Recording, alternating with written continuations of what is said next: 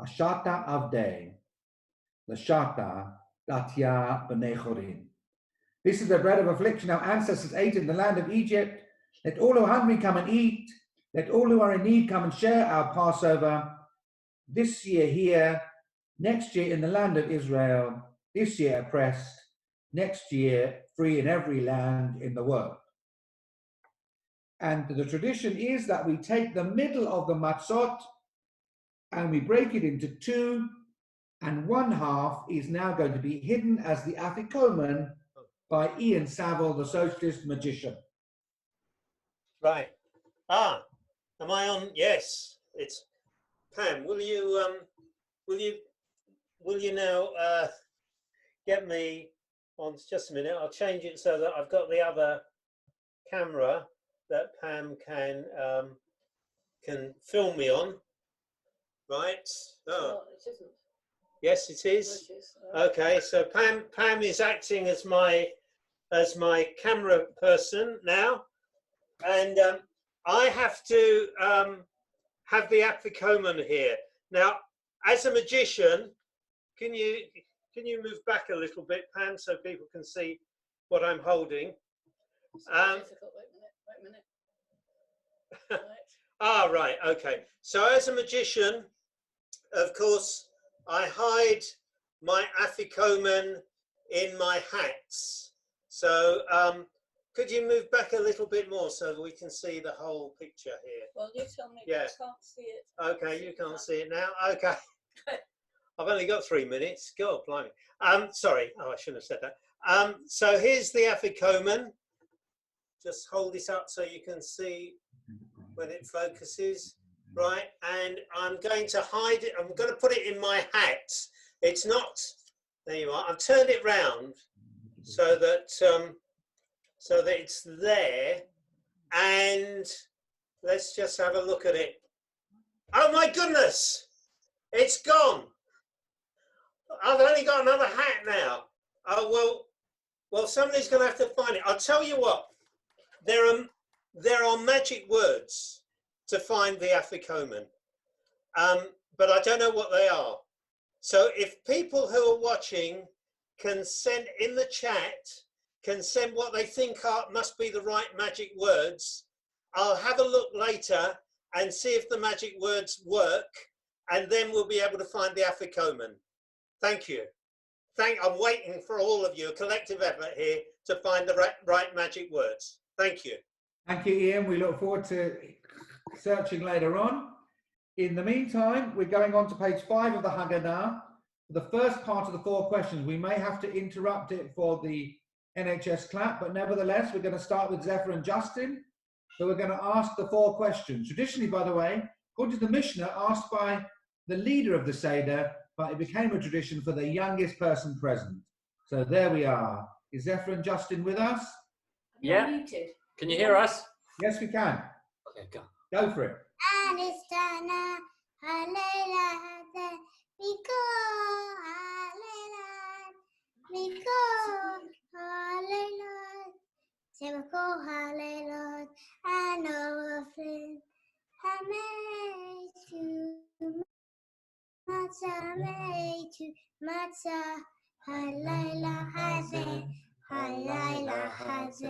Kulo matzah, halayla hazeh, kulo matzah. Next one. Shebako halelot anofin she'ayevakot halayla hazeh maru halayla hazeh maru Shebako halelot ein anu mapilim afilu pam echad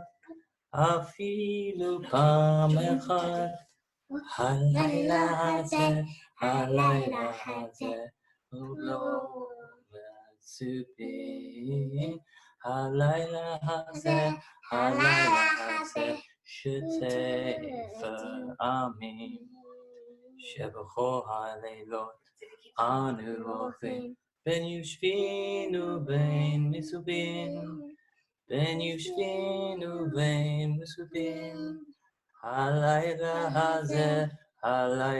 הזה כולנו מסובים הלילה הזה כולנו מסובים. Wonderful. And now I think we're going to Hisham in Hebron, who's going to read a paragraph for us. Is that right? Hisham Yes, in Hebron? Yes, we can hear you. Just a second. We are trying to get that one. Is that going to be the 4 questions part on page 5? Yes, you're going to read on all other Passovers. Towards the bottom of page 5. Okay. Here we go. Just a second. Yeah. And if you want to say anything else about yourself, Hisham, you've got a minute. On all other Passovers we have celebrated. In all other Passovers, we have celebrated with family and friends. This year, we celebrate with only our immediate household, which may mean that we are totally alone. On every other Passover, we have sat down to share with many. This year, our sharing must be done via screen. On every other Passover, we opened our door to and our hearts to the stranger. This year, we must close our door to the world, so we must therefore open our hearts to the stranger with even greater love and generosity. On every other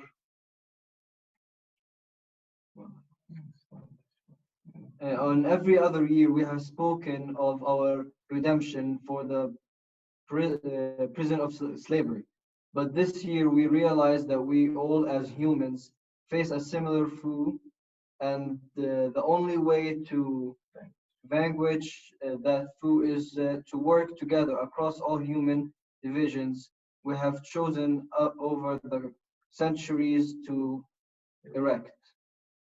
So we thank Hisham, who's in Hebron, Palestinian Hebron, for joining us for this Seder, reminding us of the importance of this festival in the region where it all began.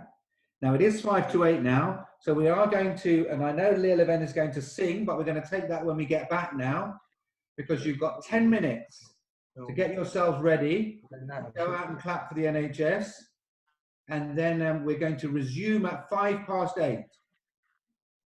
Okay, so it's now 5 to 8. Get yourselves out to the front door if that's what you wish to do by 8 o'clock, and then we'll be back resuming at 8:05.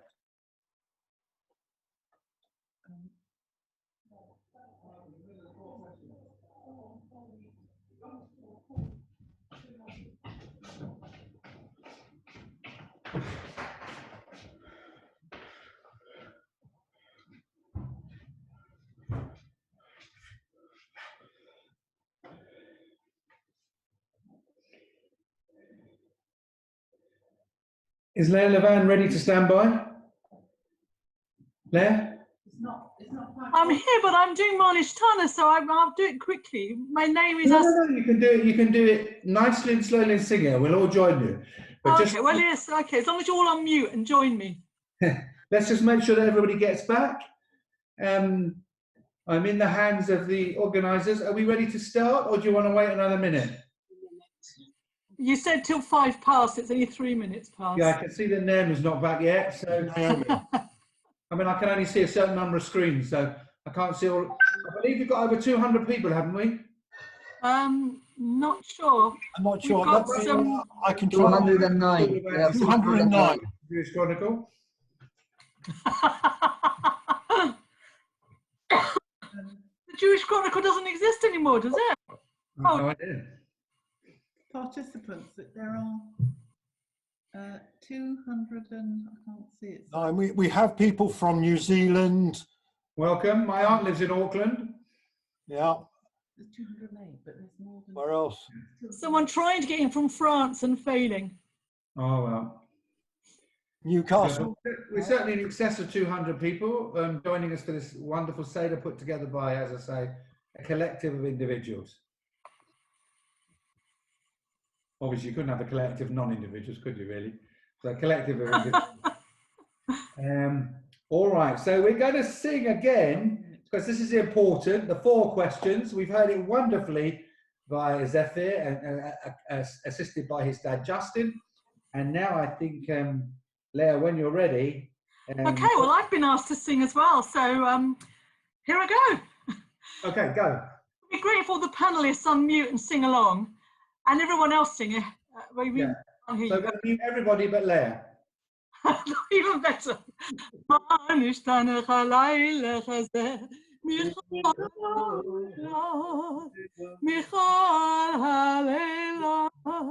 שבכל חלילות אנו אקלים חמץ ומצה, חמץ ומצה. הלילה הזה כולו מצה. הלילה הזה כולו מצה. שבכל חלילות אנו אכלים שעה אחת, הלילה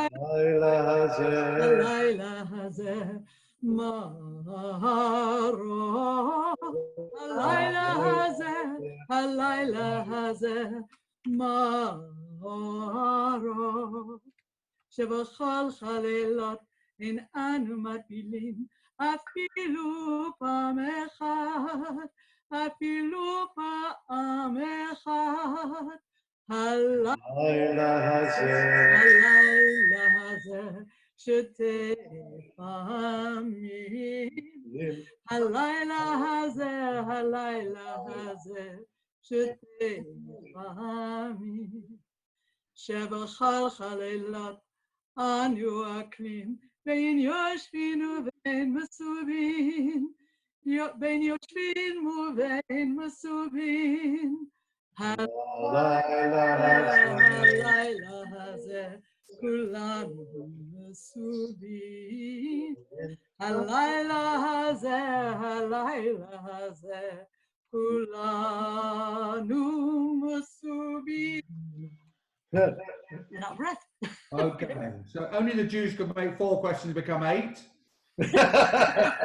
But there we are. So we're now back into the Haggadah. We're on page 6, and we're going to, in a minute, Diana's going to read us the Exodus story in a particular way. But before she does so, I had a question before I began. Does it matter whether the Exodus happened or not? Well, I don't believe the Exodus did happen, but it's irrelevant whether it happened or not. That's not its purpose. Its purpose is as a motif that if you have power, you should be using it to support the oppressed and not be part of the oppressor. And that's the story of the Exodus. And Diana's going to tell it in a particular way. So Diana, are you there? I'm there. Can you hear me? We can. Yes. Okay. The Page Exodus. 6. Okay. Can you hear me? Yes. Okay. Each year, Jewish families sit down together at a Seder to remember the Exodus from Egypt and to celebrate freedom. We recite the story of the Israelites, slaves in Egypt under Pharaoh, who refused to allow them to leave. Only after God rained down 10 plagues did Pharaoh relent and allow the Exodus from Egypt.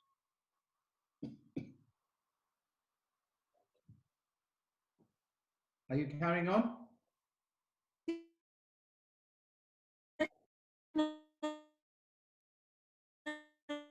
Diana, are you carrying on?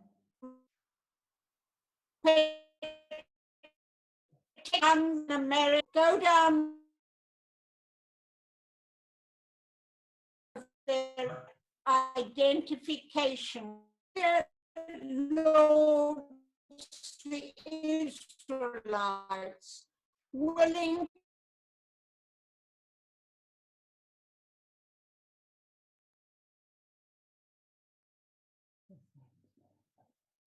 Mike, I think we have a technical problem with Diana's microphone. Undergo.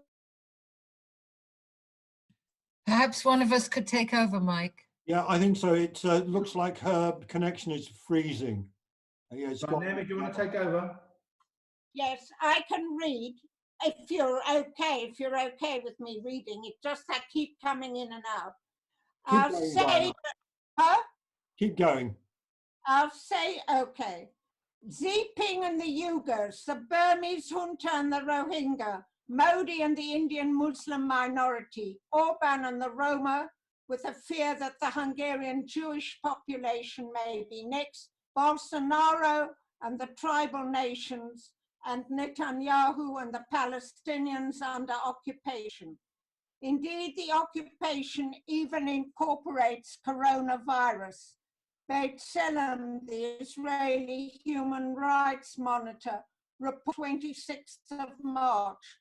Officials from the Israeli civil administration came to the village of Kibbutz Ipzik in the Jordan Valley with a military escort, bulldozer, and 2 trucks equipped with cranes to demolish a community clinic and emergency housing, and to confiscate materials designated to build a clinic to deal with the coronavirus outbreak.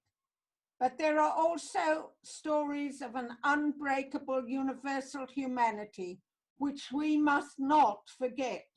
That is why we celebrate tonight all the essential workers who are keeping us going, putting their own lives on the line.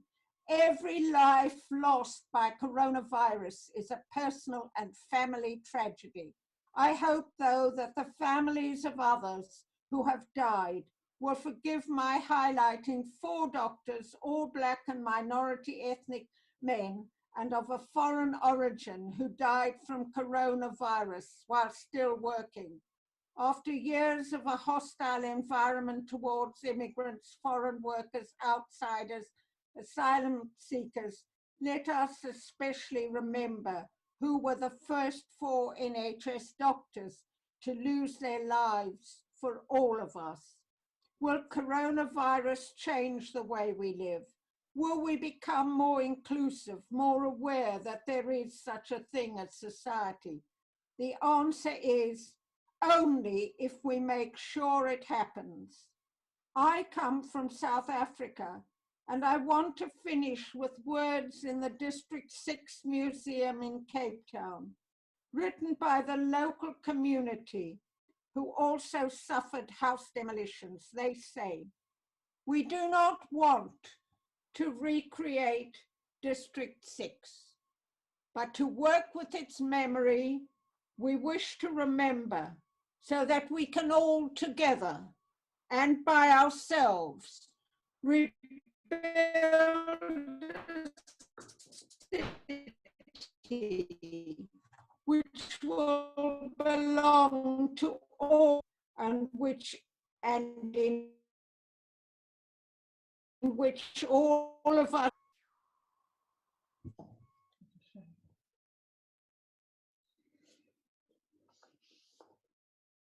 Thank you. Diana's just frozen. I'll just read the last line. We do not wish to recreate District 6, but to work with its memories. We wish to remember so that we can all together and by ourselves rebuild a city which belongs to all of us, in which all of us can live, not as races, but as people. Thank you. We're now at the top of page 7 of the Haggadah.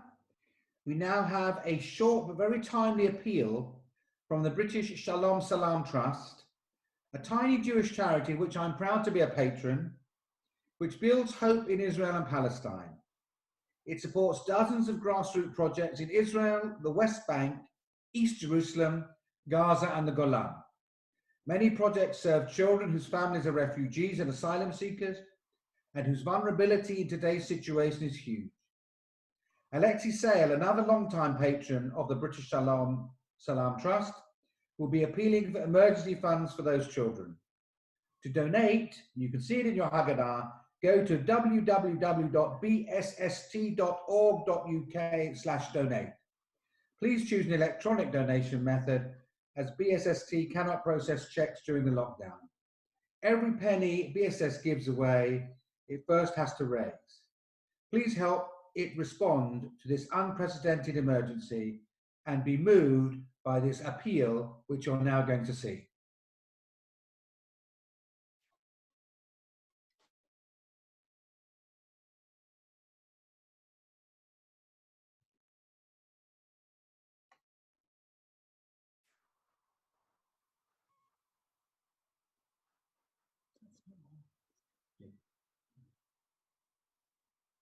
We can't hear him, Mike.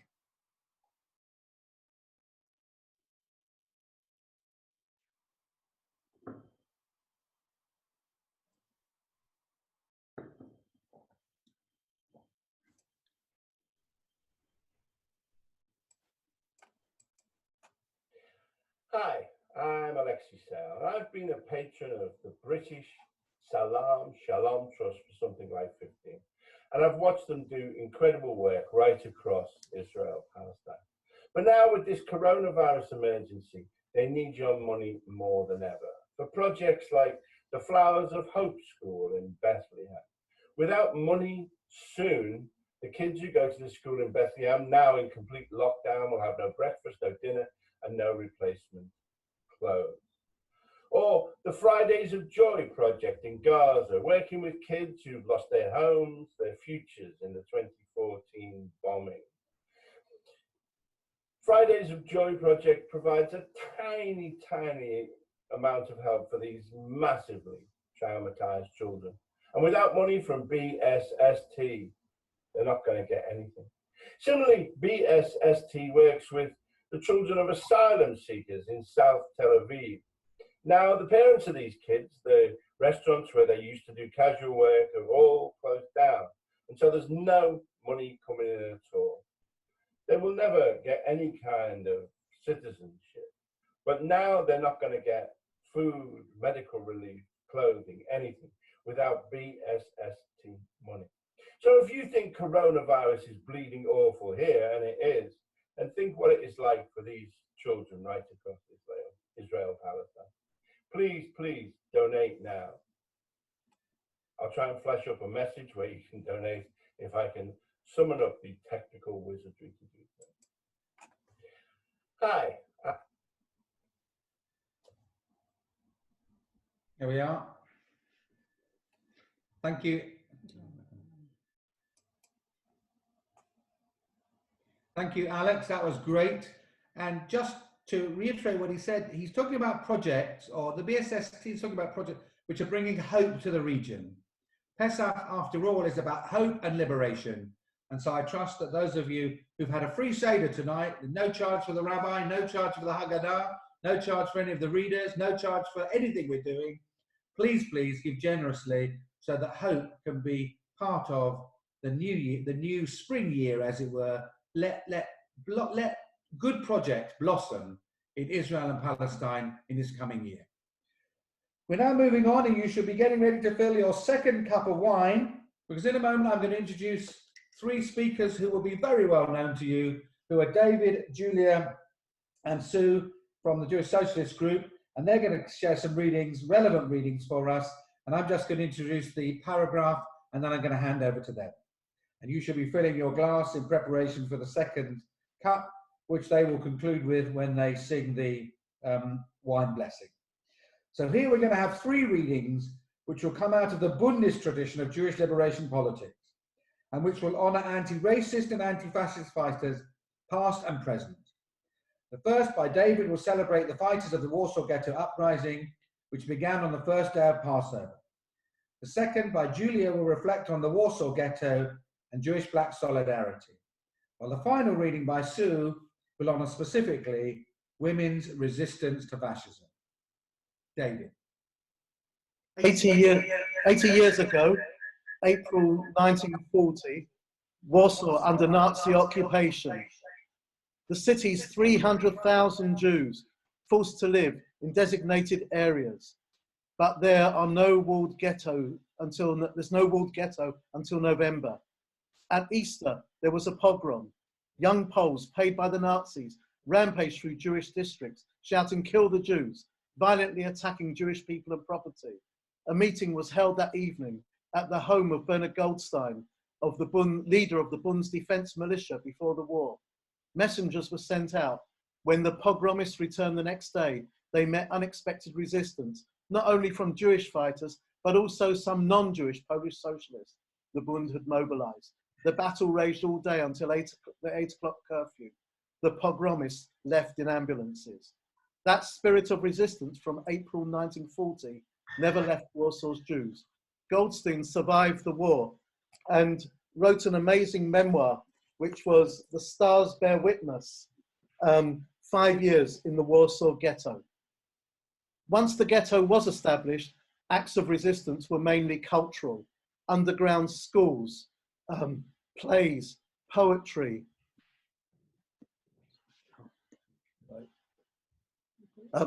plays, poetry, anti-fascist newspapers. Summer 1942 saw mass deportations to Treblinka. By April 1943, barely 30,000 starved, weakened Jews remained, but among them, a few hundred aged from 40 years old down to just 13 years old, Bundists, communists, left-wing Zionists, had secretly formed a united Jewish fighting organization.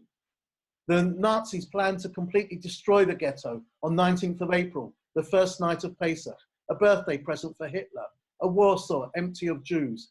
But as the mighty German army entered the ghetto, they were suddenly attacked by resistance fighters using smuggled and improvised weapons. It took the Nazis 3 weeks to completely subdue a guerrilla war by Jewish fighters. The most powerful document recording this resistance was the Ghetto Fights, written by the last surviving commander of the uprising, Marek Edelman, a Bundist who died in Poland in 2009. He wrote it in Polish in 1945. It was published in Yiddish and English in 1946, but not translated into Hebrew until the early 2000s. Israel's leaders always tried to link the battle in Warsaw with the battle to establish Israel, but Edelman exposed their deceit. He said of the uprising, "This was a fight for dignity and freedom, not for territory, not for a national identity." He also famously said, "To be a Jew means always being with the oppressed, never with the oppressors." He worked for peace with justice for Palestinians and maintained his Bundist convictions until the day he died. Thank you, David. Julia. The Black American sociologist and civil rights activist W.E.B. Du Bois made 3 visits to Poland, including one which transformed his understanding of racism and oppression. He wrote, "I've seen something of human upheaval in the world. The scream and shots of a race riot in Atlanta, the marching of the Ku Klux Klan, the threat of the courts and police, the neglect and destruction of human habitation. But nothing in my wildest imagination was equal to what I saw in Warsaw in 1949. There had been complete, planned and utter destruction. Some streets had been so obliterated that only by using photographs of the past could they tell where the street was. And no one mentioned the total of the dead, the sum of destruction, the story of crippled and insane, the widows and orphans. Then one afternoon I was taken out to the former ghetto. There was not much to see. There was complete and total waste and a monument. And the monument brought back again the problem of race and religion, which so long had been my own particular and separate problem. Gradually, I rebuilt the story of this extraordinary resistance to oppression and wrong, with enemies on every side. A resistance which involved death and destruction for hundreds and hundreds of human beings. A deliberate sacrifice in life for a great ideal in the face of the fact that the sacrifice might be completely in vain. The result of my 3 visits was not so much clearer understanding of the Jewish problem in the world, as a more complete understanding of the Negro problem.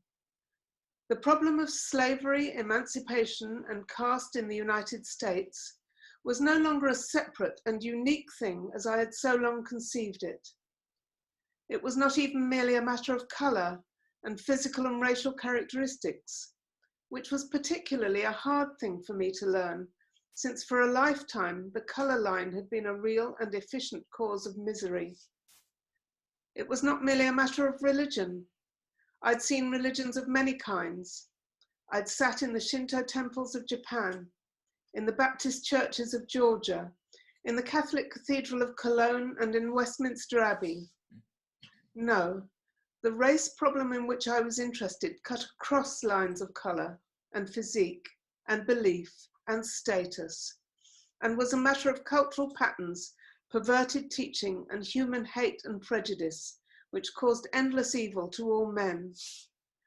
The ghetto of Warsaw helped me to emerge into a broader conception of what the fight against race segregation, religious discrimination, and the oppression by wealth had to become if civilization was going to triumph in the world. Thank you, Julia. And Sue. Tonight, we honour the memory of our brave sisters who fought so courageously against Nazi rule. We remember Hannah Senesh, who parachuted behind enemy lines to organise resistance and rescue Jews. We remember Frumke Plonitska, Heike Grossman, and the Bundists Vladka Mead and Hannah Frischdorf, who served as couriers and smuggled arms for the ghetto fighters. We remember Rosa Robota, who organised the smuggling of dynamite to blow up a crematorium in Auschwitz.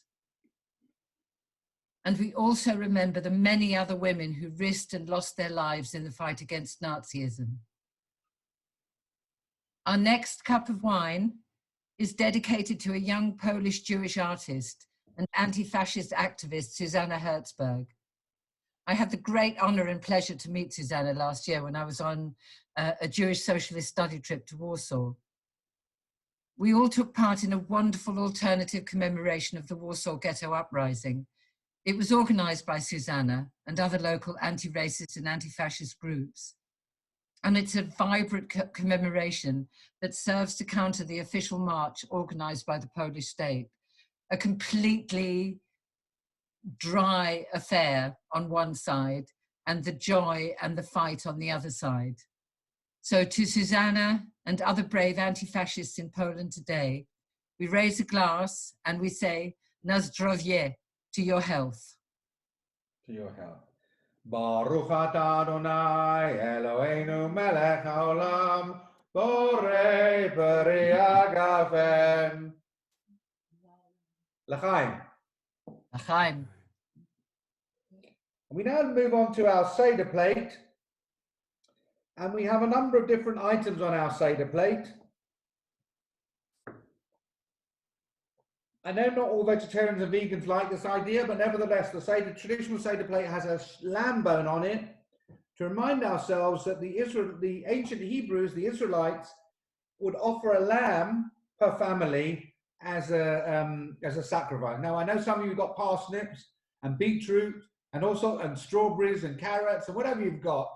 I'm relaxed about that. We're very liberally Jewish here. But suffice to say, the tradition says, I'm afraid to say, it's the shank bone. And accompanying the shank bone was a roasted egg. Some people are choosing to have an avocado. I know vegans, but although that uses up a lot of water, but nevertheless. But a roasted egg, because the part of the sacrificial lamb was roasted with an egg as the sacrificial offering on the Pesach celebration or marking. Also on our Seder plate is excuse me, is charoset. Charoset, there's nothing Jewish about charoset at all. Charoset was a Roman condiment, which we Jews are pretty smart. If the Romans do something good, viaducts, straight roads, whatever it is, we'll have it. And so we had charoset. And so charoset is nothing Jewish at all. It's a Roman custom that came into our Pesach Seder, and then people tried to reinterpret it and say it looked like the bricks of the pharaohs and all sorts of things. And by the way, the pyramids are built without cement, so you have to make sure it doesn't look too cementy and looks like straw. Anyway, that's charoset. We also have bitter herb, or horseradish, maror. Here you can see one from a local garden in Barnet. We did social distancing to pick it up, but there it is, a maror. You could also buy them for about 12 quid on certain websites. Now, you now need to take a piece of matzah, a piece of the unleavened bread, and together we say the blessing before food or before bread, but then a special one for matzah. So we're at the bottom of page 8. Baruch atah Adonai Eloheinu melech haolam hamotzi lechem min haaretz. We praise you, eternal God, sovereign of the universe. You cause earth to bring forth bread. And then Baruch atah Adonai Eloheinu melech haolam asher kiddushanu b'mitzvotav v'tzivanu al achilat matzah. So all the same introduction, but you've enjoined us to eat matzah for these 7 days. And now you can eat a piece of matzah.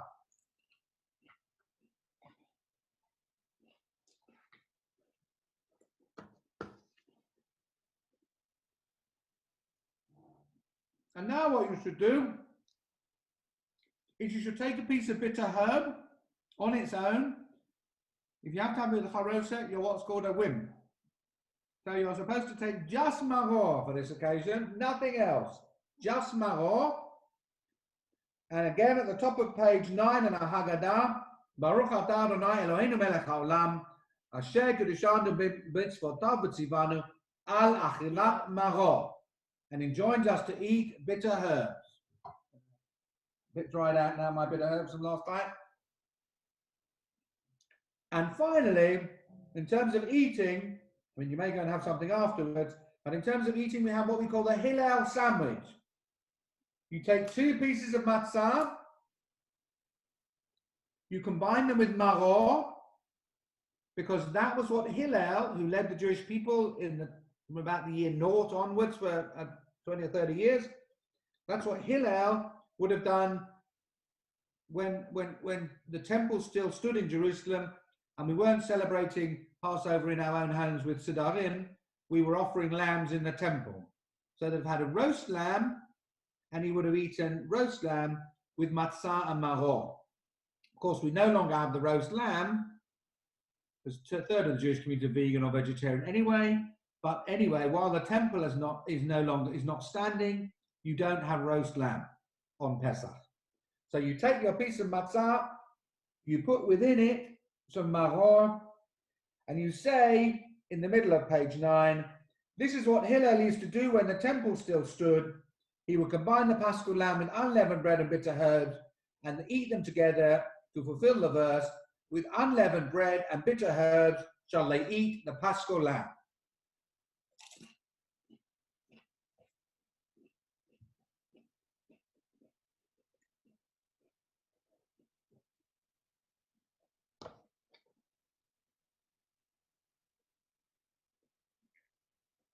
And then in good Jewish tradition, you have your egg in salt water, you have your nut roast or salmon or whatever it is you're eating, followed by your kugel or apple cake or almond macaroons or cinnamon balls, whatever your particular Jewish custom is. And then when the meal is finished, we have to find the Afikomen, because we can't finish the Seder until we found the Afikomen. So I'm handing over now to Ian, who's going to help us find the Afikomen. That's supposed to be the last thing. All right. Okay. I'm going to move this round so that now the Afikomen. Would you want me to film that? No, it's okay. I'll do it on this. Afikomen. I've got this envelope here that says Afikomen, and I've got a card in it. I'm hoping that that's going to be the Afikomen on the other side. No, it's the Afigoing rather than Afikomen. So there's nothing else in here. So wait a minute, we didn't do the magic words, did we?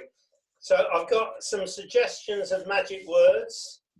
Let's put the Afikomen back. We've got suggestions, La Luta Continua. We've got please as a magic word. It works sometimes. Free Palestine, good magic word. Alakazam, more traditional. But Jewish socialist is another one. People say it shouldn't be Keir or Starmer, but I'm going to use, Jeremy Corbyn, that's another magic word. But what we're going to try is the one that Julia came up with, mass action for a radical transformation of society, from a society based primarily on profit to a society based on human need. And also, I've got another one, next year, not on Zoom, is my magic word. So let's see if that's worked. And yes, there we are. We found the Afikomen. Thank you. Thank you, Ian. Nothing else in there. So I've been asked a question about if the lamb was sacrificed, how could it be eaten? Well, sacrifices were not always all eaten. There are different types of sacrifice. Some sacrifices were completely burnt. Some sacrifices were partly burnt and partly eaten by the priests, and others were partly burnt and eaten by the families who brought them. So the Passover sacrifice was partly burnt, the bits, entrails, whatever you call it, certain bits were burnt, and other bits were eaten in a shared meal. So that's one of the questions I can see coming through on the chat. Somebody's right, the korban, which is the Hebrew for sacrifice, means actually drawing near, because the purpose of the sacrifice was for you to draw near to God, as it were. I'm just seeing if there are any other questions, particularly for the rabbi as opposed to for Jeremy Corbyn or Keir Starmer or anybody else, or Ian Saville. Okay, all right. So we've eaten our meal, we have to imagine, because we're going to do a quick bit at Amazon in the middle of page 9. Baruch atah Adonai Eloheinu melech haolam, hazan et haolam kulo b'tuvo v'chein v'chesed u'vrachamim, u'noten lechem l'chol basar, ki le'olam chasto, u'ktuvo hagadol, tamid lo chesed lanu ve'alisa lanu, ma'azon le'olam va'ed, b'avur shemo hagadol, יוזנו ונס להכל, ומטיב להכל, ומכיל מזון לכל בריאותיו, אשר ברוך אתה אדוני, azam et hakol, which is the Hebrew equivalent of rub-a-dub-dub, thanks for the grub. We're now moving on to the third cup of wine, and I'm delighted that Joe Bird is going to do a reading for the third cup of wine at the top of page 10 of the Haggadah. Good Yom Tov. Resistance, battles for social justice, defeat and victory and compromise, they're all central to our history. They can be messy, they can be inspirational. Tonight we will remember just 4 events that happened in and around Passover. In 1960, 3 weeks before Passover, 69 black South Africans, including dozens of children, were massacred in Sharpeville at a peaceful protest against the past laws. It sparked the growth of a huge international anti-apartheid movement, leading eventually to the first democratic elections in South Africa, which were held shortly after Passover in 1994. In 1978, a few days after Passover ended, 24-year-old Altab Ali was murdered on his way home from work in the early evening in London. The killing sparked the start of a fight back by the Bengali community. Today, one of the few parks in the East End is dedicated to Altab Ali's memory. It was the assembly point for a march on the 80th anniversary of the Battle of Cable Street, when Bengali and Jewish speakers spoke together there at a rally. In 1998, the start of Passover saw the signing of the Good Friday Agreement. And while Northern Ireland's peace is fragile, green shoots of hope for a just and sustainable way forward remain alive. Thank you. Thank you, Joe. And Joe, you're going to join us leaning to the left, of course. Where else would we lean? We're leaning to the left. And we're going to read the third, or recite, or sing the third bracha, the wine for the third cup of wine. Baruch atah Adonai, Eloheinu melech haolam, borei peri hagafen. Amen. L'chaim. We now come to the cup of Elijah. Traditionally, there are 5 promises of redemption, and so the Jews had to work out how to quickly add a 5th cup, and so they came up with the idea of the cup of Elijah. Elijah is supposed to be that rather ragtag prophet who will come just before the Messiah comes. I won't tell you who the Messiah is, that's for you to work out yourself. But all I can tell you is Elijah will come just before the Messiah. And since we're hoping that in the Messianic time, everybody will be free, which is this message of Pesach, we fill a cup for Elijah. If Elijah wants to come in, Elijah can come in and drink from it. It's also, since the Jewish story of medieval Christendom, where Easter time in particular was a time of great danger for the Jews, because they were accused, of course, of killing Jesus. Some people open the door at this point to let in Elijah, but also to say to any of our neighbours who are not Jewish, I live in Barnet, so not all of my neighbours are Jewish, but you might live somewhere else where neighbours are not all Jewish, you can say to them, come and have a look inside. We're not doing anything wrong. We're simply celebrating the Jewish story of the Exodus and hoping that everybody will soon be free and able to celebrate and mark their own culture and faith and religion and race and nation in whatever way they choose. And politics, by the way. So we have a modern, taken from our community in Edinburgh, the Liberal Jewish community in Edinburgh, Ellen Goldford's poem, Skyping Elijah, is on page 10, is going to be read either by Naomi or Mike, I'm not sure who. By me, by Nizar. Good evening, and thank you very much for giving me this opportunity to share with you this and to address at this very nice Liberation Seder. So I'm Nizar from the Golan, and I will be starting Skyping Elijah. So maybe don't come should you be out anyway, Eliyahu, wandering the world in search of Seders. Someone born in the Bronze Age definitely falls into the at-risk category of over 70s, and are you sure your connections is in high places, protect you from any underlying health problems? So you ask me, in that case, what happens when you pour that 3rd cup of wine and open the door to welcome me in, and the glass full set out? Sorry. Keep going. Keep reading. For me, doesn't as on all other Seder's night mysteriously lose a smidgen of the volume, as carefully measured in advance by eager children, who will therefore be so disappointed, and who will no doubt have enthusiastically handled it with their particular infectious fingers. So maybe this year, Eliyahu, just stay home. Thank you. V'Hag Sameach. Thank you. And we now come to 4th cup of wine. I'm delighted that Mike Heiser is going to sing Bella Ciao, translated into Yiddish by Barry Davis. Okay. Please do sing along, everybody. A schön früh morgen, ob ich hab sich. Bella ciao, bella ciao, bella ciao, ciao, ciao. A schön früh morgen, ob ich hab sich. Und der Säune steht darum. A Partisane, nimm mich weg mit. Bella ciao, bella ciao, bella ciao, ciao, ciao.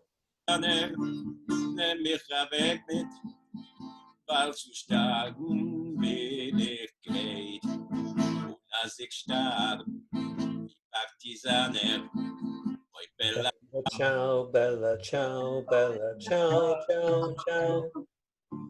Die Partisaner, musst du mich makaber sein. Grab mich in Bett, ich weck dich Bella Ciao, Bella Ciao, Bella Ciao, Ciao, Ciao. I ben die Heuche, dem Käfer quält verschonnen. Und als die Menschen Wellen verbrechen, Bella Ciao, Bella Ciao, Bella Ciao, Ciao, Ciao. Wellen verbrechen, wenn sie sagen, ach, schöne Blumen. Es ist die Blumen, Partisanen. Bella Ciao, Bella Ciao, Bella Ciao, Ciao, Ciao. Blum, Partisanen, komm verunter,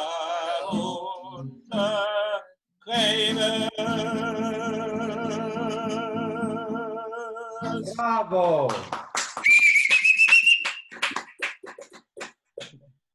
How's your final cup of wine, again leaning to the left?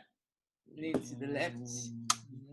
Baruch atah Adonai Eloheinu melech haolam borei beriah gaben.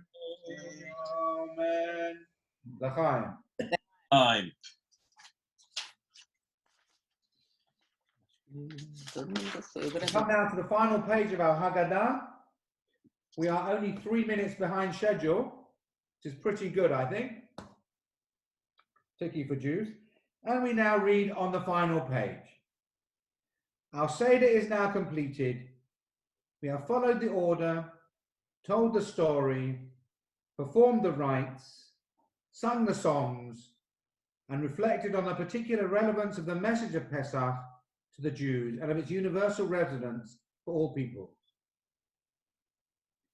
We conclude with this paragraph, taken from the Liberal Judaism Passover Haggadah. Liberty or freedom has been abused as other good things and put to ignoble uses, but is nonetheless a good thing in itself. Whenever there is oppression of the weak by the strong, of the poor by the rich, or one race by another, they who are knit together by the common celebration of the Passover ought to feel righteous indignation and do all which lies in their power to remedy the wrong. The Jews should ever be foremost in the cause of freedom, of justice, and of charity. Otherwise, they are false to the very foundations of their history and of their creed. Each coming Pesach should remind us to ask ourselves, have I done my best to help those whom I can help? Have I cared my best for those whom I ought to care? Have I remembered the poor and sought to help them wisely, if such help be within my power through my gifts, my time, and my thoughts? Have I made any sacrifice for their sakes? If we cannot say something of a yes to questions such as these, are we fit to rejoice at and take our part in the celebration of the Passover? Let at any rate the season of this festival of Pesach not pass away without our doing something in it, during the very week it lasts, to make somebody or other a little happier, and to lessen for a little while, or in a small degree, the load of care or sorrow which so many people around us have quietly and patiently to bear. Next year, in a world redeemed. Next year, unzoomed. Next year, may we all be healthy. I want to say thank you to everyone who struggled through the very complicated registration procedure I gave you. My apologies. And being Jewish and not accepting limits, I want to raise a fifth cup of wine to a special guest who's been viewing us today. Thank you, Jeremy, for all you've done for us and all you've done to raise the banner of freedom and justice in Britain and around the world. To Jeremy. I want to do a shout out to all those who took their part in leading us through our Seder this evening. People who performed wonderfully, and particularly to Zephyr, who I thought exceeded all expectations. But I want to do a special shout out to Danny for his role in conducting this service and for the wonderful Haggadah he presented us with. But most of all to Naomi Wayne, whose idea this was and who has worked so hard for 2 weeks to make all this possible. Thank you. Next year in peace, justice and freedom. Thank you.